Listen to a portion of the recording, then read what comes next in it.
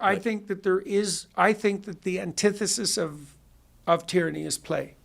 It took me a long time to realize that. Like, I've been studying evil intensely since I was about 13. And evil is easier to define than good. It's hard to find a category that integrates all that's good, that you can point to simply. But it has the fact that play is the antithesis of tyranny seems to be a pretty good summation. Like Panksepp showed, for example, that play wouldn't emerge among animals if they were possessed by any other motivational state.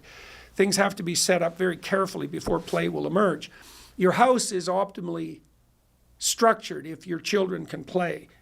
Your marriage is optimally structured if you're playing house with your wife. And I think that reality of the, what would you say, the optimally superordinate nature of play, that makes itself manifest when you're watching someone who's a master at their task. And Musk is playing. And hopefully that will, and Trump plays too. It's one of the things that made me less uncertain about him. He's deadly funny. Now, it's rough. He plays rough, no doubt about it. But he's got a ridiculously comic touch. And that's not something that's generally characteristic of, psychopathic dictators.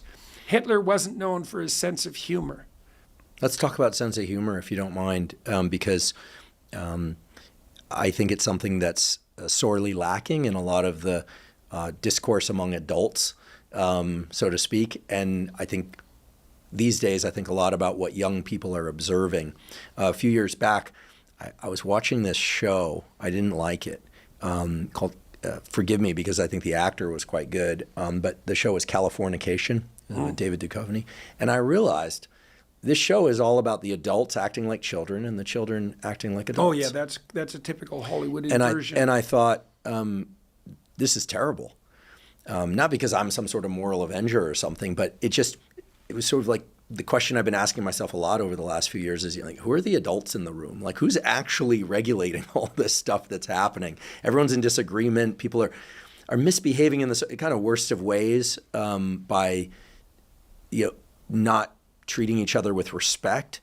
Occasionally you'd see a discourse that felt like meaningful and structured or explorative in the real sense, like people were there to learn. I think that's been one of the successes of your work and of Rogan's work.